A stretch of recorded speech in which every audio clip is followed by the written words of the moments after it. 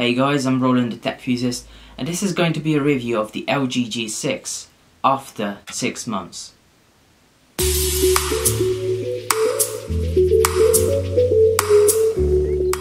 I've used the LG G6 for about 6 months before switching to the Pixel 2 XL, and while I have a few complaints, I really do believe that the G6 is perhaps the best phone LG has ever made, before the V30 of course.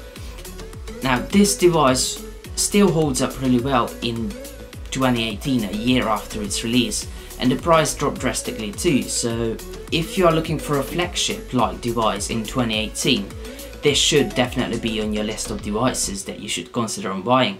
And all that said, let's jump straight into the review.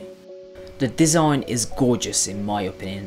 I fell in love with the design of the G6 long before it was released, when it was still just getting leaked. It has Gorilla Glass 5 on the back, and it has the usual IP68 water and dust resistant certificate, as well as it has the unusual military grade 810G certification against salt water and more excessive drops. When comparing it to other more recent flagships, it stands out with its large display and slim bezels, however it's also noticeable due to its width. The 2.5D glass back makes it look seamless and very comfortable in the hand. The aluminium frame makes it feel premium and it makes it more durable. The aesthetics overall are very pleasant and beautiful. On top we have the 3.5mm headphone jack. The bottom of the device contains the USB-C port and a single speaker, while on the left there's the usual volume rocker. Don't expect to see a power button on this side, as it's embedded into the power key on the back, which by the way also contains the fingerprint sensor. The fingerprint sensor is fast, but it stutters from time to time. Getting used to the back center placement of the fingerprint and the power button was some time to get used to, but I've become very comfortable using it in only just 3 to 4 days of use. On the front there is a selfie camera and a few other sensors.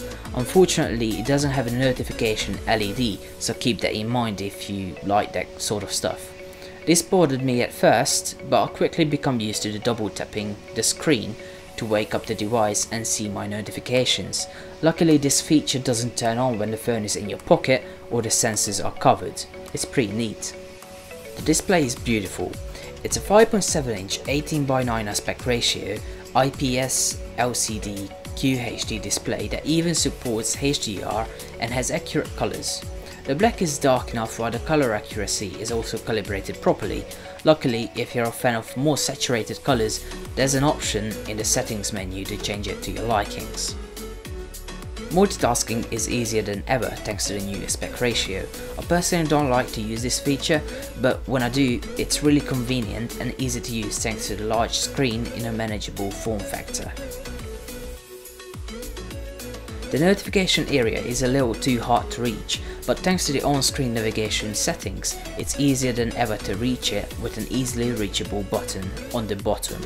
For other scenarios however, 2 hands are much recommended, until you feel comfortable holding and operating the device with a single hand. I got used to it in about a week or so it's a rather fast process.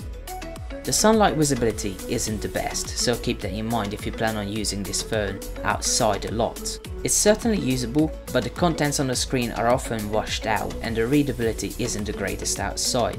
Inside however, it works as expected and it's a great multitasking movie companion device. The specs are nothing spectacular. It's kind of old by today's standards, with the Snapdragon 845 just around the corner. However, it is still a well-performing and a solid setup for any device and for all tasks. It's equipped with the Snapdragon 821 with 4GB of RAM and 32GB of built-in storage, though it's worth mentioning that the storage is market dependent and it has 64GB and 128GB options available too. I bought mine in the UK, so it doesn't have either a DAC or any wireless charging capabilities, unfortunately. This is kind of the biggest downside of this device. I wish LG would have put this in all of their devices without limiting it to specific markets. Maybe that'll happen next year in the next flagship or this year, no one knows. As mentioned before, the display is HDR compliant, has a USB-C port on the bottom with OTG support, has a 3.5mm headphone jack, NFC and Bluetooth 4.2. I would have loved to see Bluetooth 5.0, but I guess LG really wanted to save on components, so went with the old standard. Multitasking is alright. It performs okay under load and switching between up to 4 or 5 applications. I've tried using more than 5 apps and noticed quite a few slowdowns here and there that bothered me, but for most users out there it won't be a big issue. Using a couple of apps simultaneously is great. It works as expected, but you will likely see a few stutters. Downloading really makes this phone stutter, so while downloading and updating via the Play Store, I really can't recommend using this device as it will not be usable.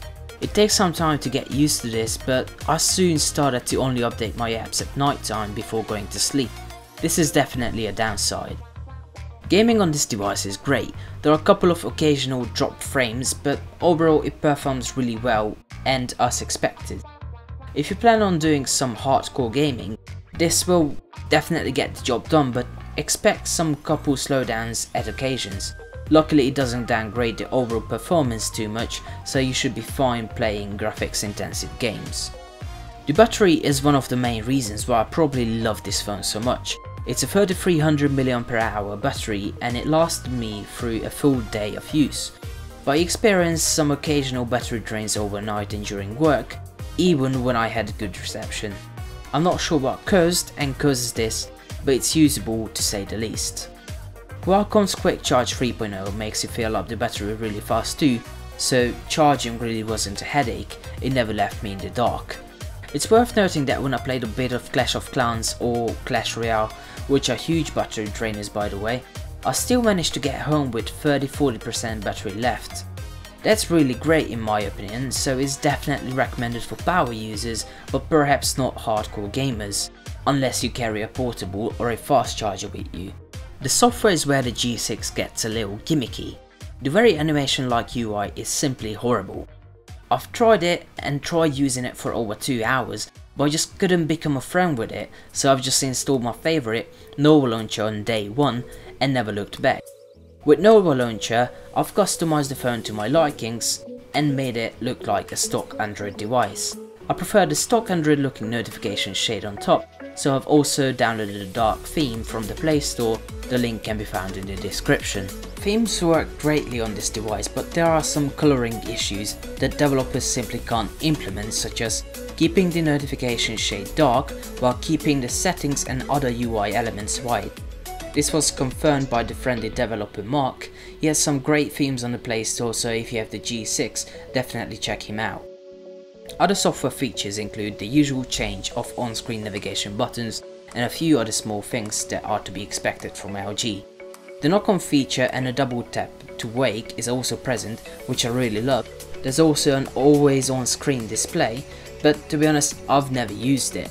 I don't like using any of these as it only just drains more battery. I have a smartwatch, so I don't find it necessary. Overall, the software options are very stock Android-like and it offers nearly identical features.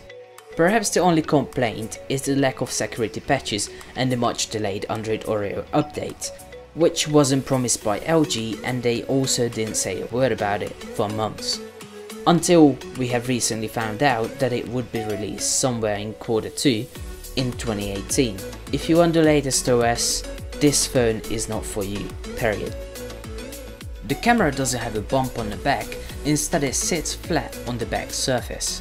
The dual shooters consist of a primary 13MP shooter with f1.8 aperture and OIS, while the secondary is a 13MP with f2.4 aperture and no autofocus. The primary has a 71° field of view, while the secondary is 125 degrees. The camera app offers menu modes over the shutter speed, white balance, focus and more. It's probably the best menu UI I have ever used on a smartphone. I have to say the camera is probably one of my favorite features on this device. It takes some really great photos with a lot of detail, colors are vibrant and the dynamic range is good too. Shooting in low light conditions isn't the best with the secondary shooter, but the primary will get the job done quite nicely. I personally love the photos the G6 can make, but I'll let you be the judge for this one.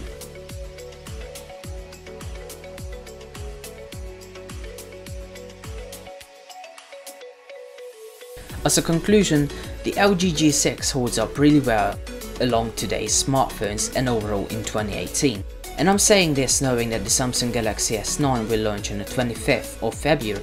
There are brand new flagships coming out very soon, but I can still recommend the G6 for those who aren't keen on having cutting edge smartphones with them at all times, but like to get things done. The G6 is cheaper than ever, while some carriers offer it dirt cheap. Getting it from Amazon and from second-hand places like eBay is also a good option, as it's incredibly cheap for what it is, in theory, a 2017 flagship-like device. It performs okay, though there are a lot of stutters even in normal use that can and will put off a lot of power users, but for more casual users who need a great camera and to get their usual tasks done, this is perhaps the best phone you can buy right now for the price. The Galaxy S8 is still a good alternative, but the G6 can still save you a lot of money, so I would rather vote for this instead, if you ask me. I hope you enjoyed this review of the LG G6. If you did, please subscribe to my YouTube channel and don't forget to leave a like if you liked this video or dislike if you disliked it. Also, don't forget to check out my website Techusiast.com, where we share a lot of important and interesting stuff. Thank you for watching this video. I'll see you next time.